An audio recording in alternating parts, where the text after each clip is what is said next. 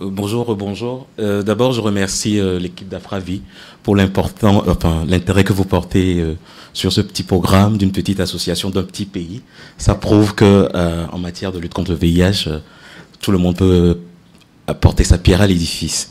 L'association MES est une association identitaire LGBT qui intervient notamment dans la lutte contre le VIH et les IST, mais aussi pour la promotion des droits de l'homme.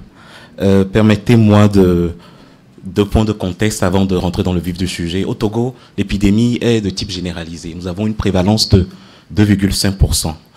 Concernant les HSH, ils ont véritablement été pris en compte lors du round 4 de financement du Fonds mondial. Et depuis, il y a eu beaucoup d'avancées. La prévalence est passée, par exemple, de 21,3% en 2011 à 13,7% en 2015. Nous avons une politique nationale de prévention et de prise en charge qui a conduit à la création de services adaptés pour les populations clés en général, mais aussi des ACSH. Il y a un plaidoyer en continu pour l'intégration des ACSH dans les instances de décision qui a conduit ma personne, par exemple, à siéger au CCM. Et il y a aussi l'existence d'un DIC qui est un lieu de convivialité réservé aux ACSH et aux populations clés pour que ils puissent se socialiser, mais aussi bénéficier d'un certain nombre de services de santé.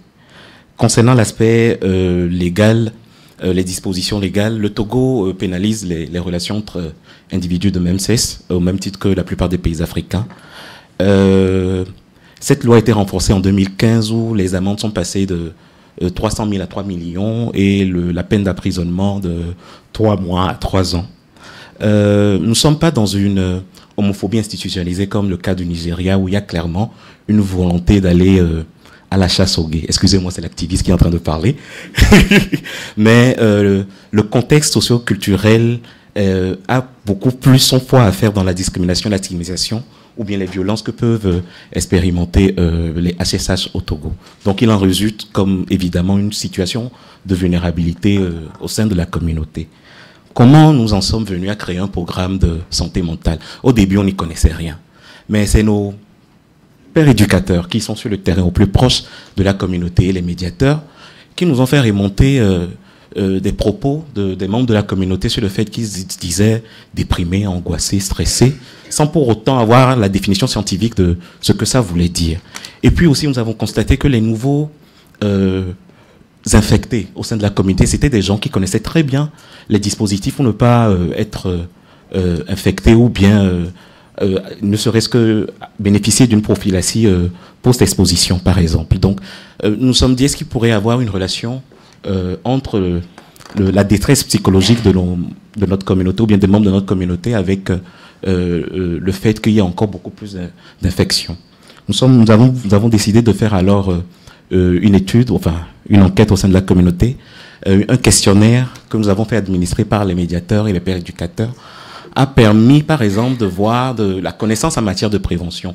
Elle est généralement bonne. Seulement 5% des personnes sondées avaient des réponses plus ou moins biaisées par rapport aux méthodes de prévention. Mais par contre, au niveau des comportements, nous avons constaté que 37% n'adoptaient pas forcément des comportements de sains.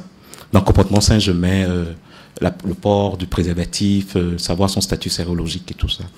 Donc, nous avons divisé les deux groupes pour essayer de comparer ceux qui avaient des comportements sains et ceux qui avaient des comportements à risque. Si nous prenons par exemple le cas des expositions aux violences, ceux qui avaient des comportements sains estiment, juste 10% de ces personnes estimaient être très fréquemment exposés aux actes de violence, alors que les gens qui avaient des comportements à risque étaient à 81%, exprimaient qu'ils étaient à 82% exposés aux violences. Et il y en a de même pour d'autres facteurs aussi, comme la situation professionnelle par exemple. Les personnes ayant eu des comportements à risque sont à 78% sans emploi ni revenus, alors que les personnes ayant eu des comportements sains sont pour la plupart 68%, 64%, 78%, excusez-moi, je me mêle un peu les façons. 78% étaient employés et seulement 22% n'avaient pas de revenus fixes. Donc, il en était pour l'ancrage familial aussi, s'ils avaient un domicile fixe ou s'ils vivaient chez un ami, comment la relation était aussi avec les amis. Il y avait ces genres de disparités-là. Ça nous a un peu conforté dans notre hypothèse pour initier quelque chose au niveau de la santé mentale. Au début, nous avons identifié 2 grands types d'actions: la prise en charge psychologique par un suivi psychologique avec un accompagnement aux membres, et promouvoir la santé mentale par des actions tendant à créer des conditions de vie ou un environnement qui la favorise. Concernant les premières interventions, nous avons tout de suite confronté au problème de pouvoir mobiliser des psychiatres, des psychologues ou bien des sociologues sur cette thématique-là. Il me souvient d'une rencontre avec un psychologue qui nous a tous dit, quand on lui a parlé de la thématique des HSH, qu'il a tout de suite dit: ah, ces gens-là qui couchent avec d'autres hommes, c'est les vrais malades même. Je vous épargne comment la discussion s'est clôturée. Donc là, on a réorienté notre argumentaire. On s'est dit, bon, si on ne peut pas avoir des psychologues sur ces thématiques, nous avons des modèles de réussite au sein de la communauté, des gens qui sont disponibles pour écouter, ou bien conseiller, ou bien partager leur propre expérience pour inspirer d'autres, afin de traverser ces moments difficiles. C'est là où nous en sommes venus à la définition de sage au sein de la communauté qui assurait aussi cette question d'écoute-là. Nous avons aussi prévu nous faisons aussi des rencontres thématiques pour prévenir la violence ou comment réagir dans une zone où il y a une forte stigmatisation. Concernant la promotion de la santé mentale par des interventions tendant à créer des conditions de vie et un environnement qui la favorise, notre objectif était d'éviter que les personnes rentrent en situation de stress ou de dépression. Et pour cela, il fallait agir sur certains facteurs comme le financement d'AGR. Beaucoup d'entre eux n'avaient pas d'emploi parce qu'ils étaient exclus de leur famille ou bien n'avaient pas pu finir leur cursus scolaire. Donc, nous financions des activités génératrices de revenus. Nous faisions d'aide pour la formation, l'étude. Nous faisons des médiations. Les gens qui sont chassés de la maison, nous essayons de voir si, dans une moindre mesure, on peut les réintégrer. Sinon, essayer de leur trouver un logement. Nous faisons aussi d'assistance d'urgence et ceux qui n'ont pas, qu'il y a une situation réelle ou un cas de violence immédiat, comment on peut aider la personne, nous intervenons là-dessus. Les résultats, c'est qu'au 31 janvier, il y a ce nombre-là de HSH qui ont bénéficié d'entretien avec un psychologue ou bénéficié d'entretien avec référençage, et bénéficié de médiation, 4 ont bénéficié d'aide au logement, 6 ont bénéficié de financement d'un AGR, etc., etc. Le psychologue, finalement, ça a été possible grâce au projet Corridor. Je pense que le responsable doit être dans la salle, qui a pu disponibiliser 2 psychologues pour la communauté. Mais le programme est toujours en cours et la difficulté aussi est que il ne suffit pas de disponibiliser les psychologues, mais il y a aussi des tabous liés aux psychiatres et aux psychologues. Les pairs que nous référons pour aller en consultation, dès que vous le dites, je peux vous référer pour un entretien, la première réponse est: je ne suis pas faux. Donc il y a toujours cette représentation de la folie comme les psychiatres, comment on dit déjà non, les sociopathes, comme on voit dans les films, ou bien la folie massacrante, voilà, comme on voit un peu à la télé. Donc, la réponse est toujours: je ne suis pas fou. Il faut que le psychologue aille les chercher pour leur dire: vous avez besoin de ça, venez parler, afin qu'ils essaient de se confier. Pour les freins et limites, les ressources sont limitées. Sur ce projet, nous ne sommes soutenus par aucun partenaire. C'est une initiative privée. Et donc, tout ce que je viens de dire par rapport à la formation ou aider les gens, c'est juste l'entraide communautaire qui fait marcher ça aujourd'hui. C'est Corridor qui, à travers son projet, avait prévu tous les aspects de la veille observatoire par rapport aux violences et tout, et qui nous aide sur l'aspect psychologique, mais tout ce qui est de créer un environnement pour favoriser la santé mentale. C'est juste, on compte juste sur l'entraide communautaire. Il y a toujours les tabous, les fausses idées autour de la question de la santé mentale, comme je le disais aussi. Et puis, n'oubliez pas que jusqu'à très récemment, l'homosexualité était considérée comme une déviation mentale. Donc, pour ceux qui étaient aussi un peu informés, il y avait une réticence à aller voir un psychologue qui, il y a encore 50 ans ou 100 ans, jugeait que la pratique déviante ou pas normale. Donc, il y a un double enjeu là-bas. Il y a aussi la difficulté à engager les psychiatres, les psychologues et tous les sociologues sur cette thématique-là. Il n'y a pas de documentation là-dessus aussi au niveau national. Sur les recommandations, je dirais que longtemps, dans ce thème que nous avons appelé création de l'environnement favorable, nous avons travaillé sur les oppresseurs. Nous avons à travailler à ce que les oppresseurs atténuent leurs actes de discrimination et de stigmatisation, mais jamais l'individu qui subit cette oppression-là, ou qui est discriminé, qui est stigmatisé, n'a jamais été prise en compte. Alors que quand on prend un HSH, pour la plupart d'entre nous, nous traînons nos traumatismes depuis qu'on est enfant. Et voilà qu'on est confronté à cette épidémie qui s'appelle SIDA, et on nous a mis dans un groupe qu'on appelle population clé. Population clé, c'est le seul statut légal qu'on a aujourd'hui.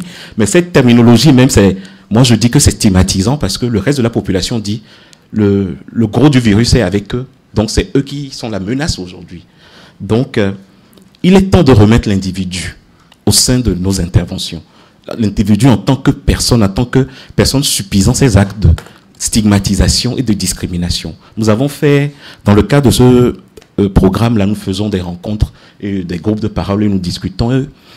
Un ami m'a dit, Raymond, vos gels, vos préservatifs, la PrEP, tout ça là c'est gratuit. Mais à longueur de journée, on me rappelle que je suis un homme, je ne suis pas un homme, je suis un monstre, je ne vaux pas les autres hommes. Pourquoi je vais l'utiliser? Donne-moi une seule raison de l'utiliser. Quand tu écoutes ça, l'activiste de santé que tu es, tu as envie de dire, mais non, mais finalement, il a raison. Il n'y a pas de... Si on dit, prends soin de ta santé, préserve ta vie, et qu'à longueur de journée, c'est le message contraire que tu attends de tout ce qui t'entoure, je pense qu'il y a vraiment un défi sur la santé mentale que nous devons adresser. Je vous remercie. Voilà une image. Ça, c'est un pasteur togolais qui est en train de soigner quelqu'un qui est en dépression. C'est une image de Nat Geo White. Et donc, ça en dit un peu sur le tabou qui est encore autour de cette thématique. Il espère délivrer la personne de cette démon en l'enchaînant. Vous voyez qu'il y a encore une route à faire là-dessus. Je voudrais faire une petite remarque, d'accord ? Merci beaucoup Raymond. On va prendre une ou deux questions tout de suite parce que c'est un thème un peu spécifique.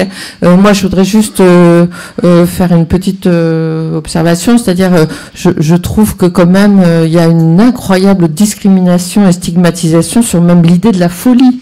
C'est-à-dire en quoi être fou serait mal, serait pas bien, pourquoi, enfin, je pense qu'il faut aller jusque-là dans la réflexion, c'est-à-dire quand bien même on va voir un psychiatre parce qu'on est fou, en quoi ça serait embêtant d'être fou. C'est vraiment une question de fond, c'est-à-dire la stigmatisation à l'égard des fous est 1000 fois supérieure à celle des personnes vivant avec le VIH ou même des HTCS. C'est incroyable comme idée. C'est exactement ça. Ouais. Voilà, donc c'était une petite réflexion personnelle. Maintenant, est-ce qu'il y a des questions dans la salle? Comment? Qu'est-ce que tu dis? Oui, c'est une stigmatisation de la voix sur la photographie. Oui, c'est un pasteur togolais et le malade, il est togolais aussi. Voilà. Et c'est comme une culpabilité, une faute, enfin c'est incroyable, quoi. Voilà, je vous laisse la parole. Qui a des questions à poser à Raymond sur son travail et ce dispositif? Jean-Michel, tu veux? Oui, peut-être une question. En l'occurrence, en écoutant Raymond, son allocution très émouvante et très riche, et qui rebondissait un peu sur ce qu'a dit Christine aussi avec d'autres populations. Le sentiment que j'avais, c'est que peut-être pour certaines personnes, la souffrance psychique et toute cette douleur est nourrie en fait par des humiliations, parfois anciennes, parfois actuelles, etc. Et ces humiliations en elles-mêmes, ne pensez-vous pas qu'elles puissent être elles-mêmes à l'origine en fait de souffrances dangereuses, de victimisation, de prise de risque, et peuvent tuer, un peu comme la dépression, sans qu'on soit dans un épisode dépressif majeur, etc.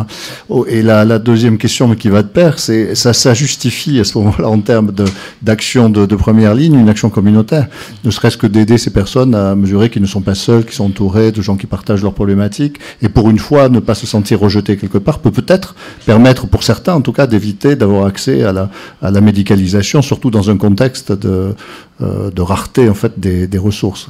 Oui, tout à fait. J'ai peut-être manqué de le souligner dans mon intervention, mais quand je dis stigmatisation et discrimination, j'englobe aussi l'autostigmatisation et l'autodiscrimination, parce que dans nos pères, par exemple, on a beau donner des messages comme quoi vous pouvez... Quand vous avez une relation, je prends l'exemple des relations à risque que vous constatez tout de suite et que vous pouvez bénéficier d'une prophylaxie post-exposition, il y a ce schéma-là, nombre d'entre eux disent, je vais aller là-bas et on va me dire, toi tu es HSA, si tu fais encore, tu as une relation sans porter de capote. Ou bien juste le fait de venir et que tu es HSA et que tu as bénéficié de plusieurs séances de communication pour un changement de comportement et tu es en face de la dispensateur, tu lui demandes prophylaxie post-exposition, la personne te dit, mais pourquoi tu n'as pas mis de capote? Donc, cette simple réflexion t'empêche de sortir de chez toi et aller bénéficier le service, en fait. Donc, je l'ai peut-être pas souligné dans mon intervention, mais la grosse partie aussi, c'est l'autostigmatisation et l'autodiscrimination. Les gens préfèrent rester chez eux, souffrir, que de sortir finalement. Donc, vous avez tout à fait raison quand vous soulignez ça.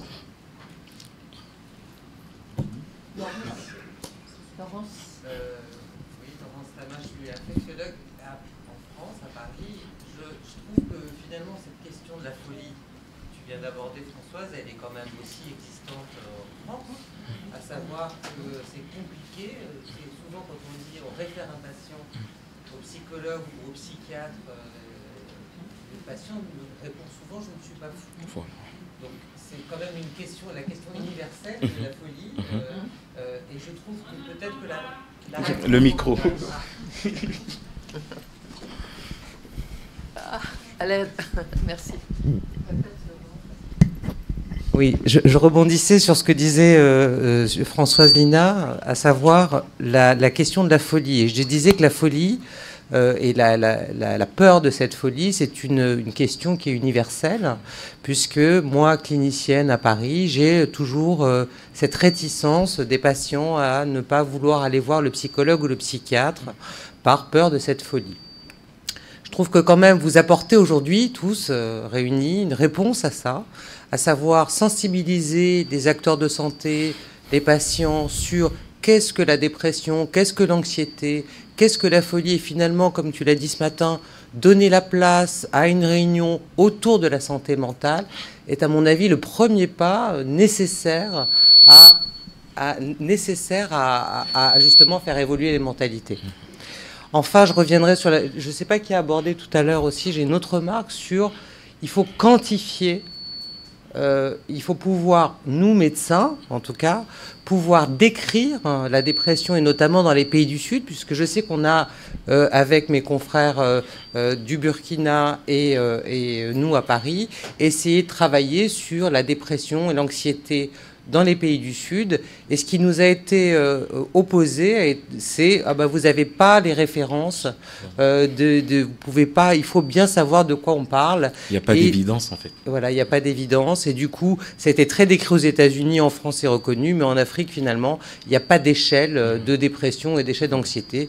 Finalement, peut-être que tout ça, ça pourrait être discuté lors d'une réunion comme aujourd'hui. Merci Laurence. Il y a encore une question.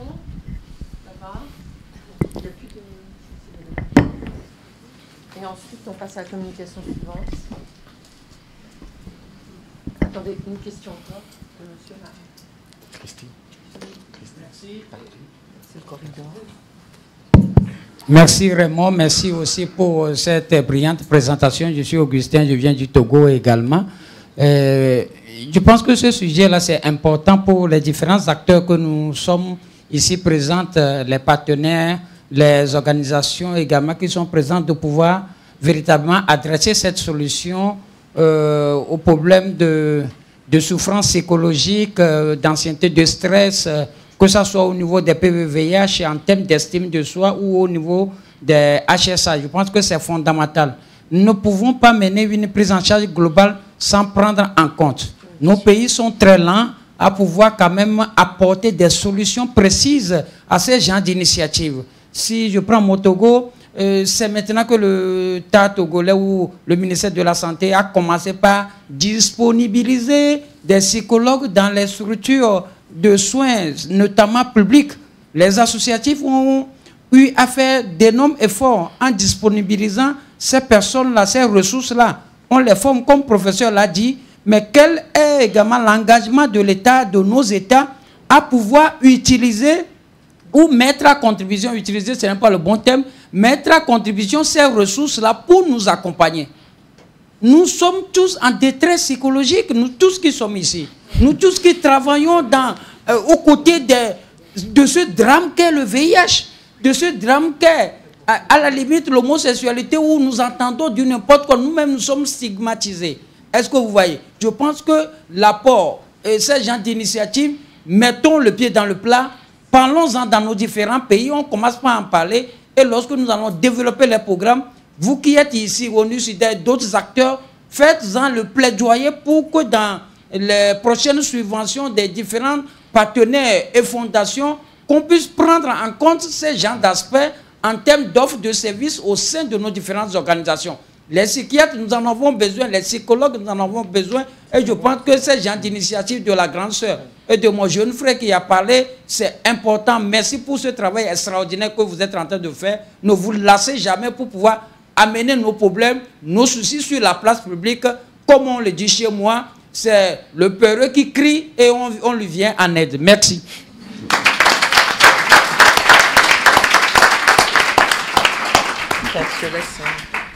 Merci. Donc maintenant, nous allons appeler Étienne Afodo,